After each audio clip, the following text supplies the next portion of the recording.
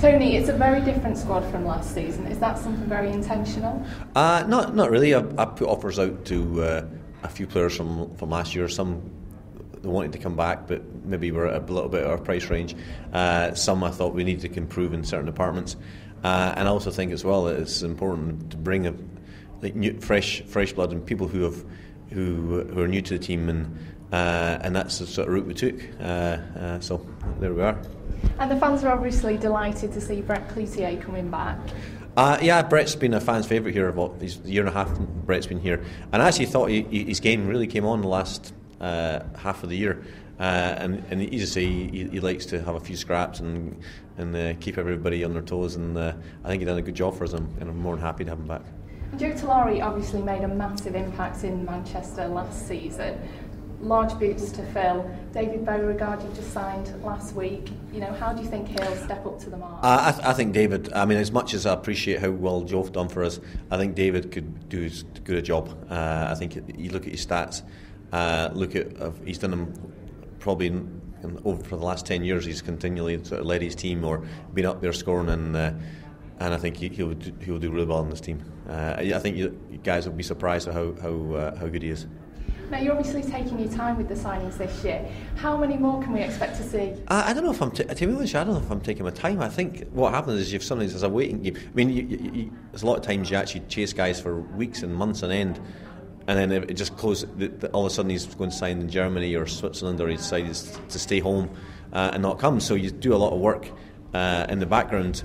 So in the meantime.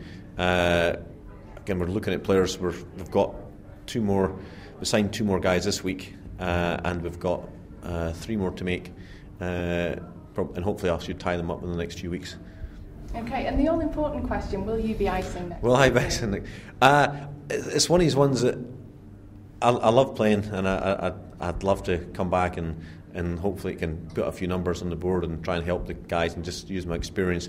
But also have the fact as a coach, it's a little bit tough because there's things maybe you're not doing as good a job coaching, and maybe a little few mistakes, but you try and balance it up with both sides. So it's one of these ones. I would like to come back, but it'll depend on these other signings where we can, if it's going to make the team stronger or be stronger than me behind the bench. So time will tell. And there's a lot of British talent in the team. How will you look to nurture that talent? Well, I think it's key, Helen, to make sure that Manchester's got players for the next 5-10 years. There's no point in going out there every year and trying to find a different British kid and bringing him in, and he goes away somewhere else for more money the following year, and you're just basically not developing anybody. So I think this year we've got Luke, I think Adam Walker, we have Phil, and we've got British goaltending, and we've got to start bringing these guys on so Manchester's a lot stronger in the future. And how will what happens on the ice change this year? I believe you're working to have 3 strong lines. Well, I think basically it's one of these ones that we used to worry because it's a bit more technical, but if we were on the road and we had 2, like the last line change, where teams would as soon as they seen us putting a third line out there, they would put their top line out there, and it was tough. It was tough on the kids because they needed to come up. They were thrown at the deep end, and basically you don't have to worry about that nowhere near as much. You've also got the threat that we can play 3 lines against any other line in the league, and I think it's important for us to do that as a team. I think for us to develop that, we have to have that. Okay. And will Dwight Parrish also be taking on a coaching role alongside you? I don't know. Use agent? No. It's not something I've thought. Don't get me wrong. I was at a coach's clinic this week. I was down at Paul Thompson's coach's clinic, and I was interested to see how a lot of other coaches give a lot of responsibility to the players and to the backroom staff, and this year I want to try and delegate a bit more responsibility. If I do intend playing, I do need to have the help, and I need help the guys in the dressing room, and to try and make sure that everybody's pulling in the same direction. So I probably will use a few of the more experienced guys to try and help me on and off the ice this year. And what are your targets for this season?